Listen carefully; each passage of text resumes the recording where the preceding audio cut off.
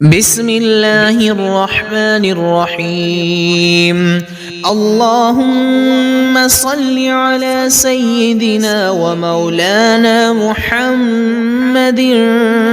صاحب التاج والمعراج والبراق والعلم، دافع البلاء والوباء والقحط والمرض والألم، اسمه مكتوب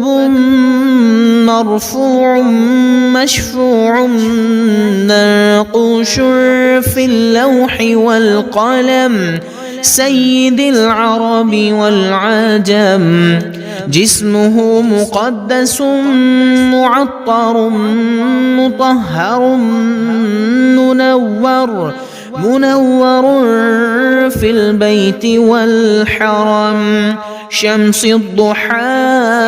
بدر الدجى صدر العلا، نور الهدى كهف الورى مصباح الظلم، جميل الشيم شفيع الأمم، صاحب الجود والكرم، والله عاصمه وجبريل خادمه، والبراق مركبه والمعراج سفره، وسدرة المنتهى مقامه، وقاب قوسين مطلوبه، والمطلوب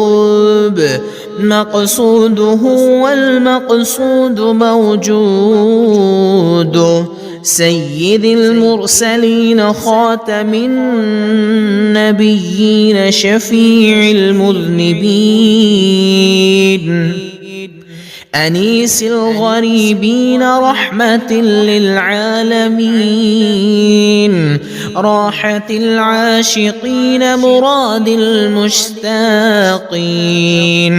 شمس العارفين سراج السالكين،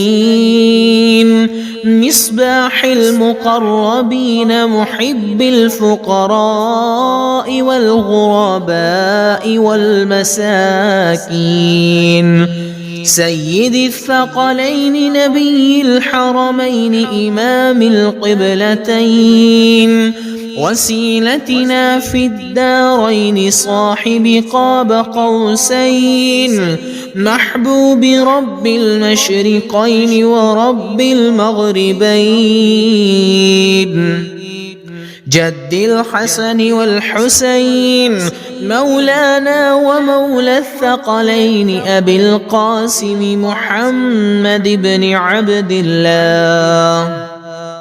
نور من نور الله، يا أيها المشتاقون بنور جماله، صلوا عليه وآله وأصحابه وسلموا تسليما.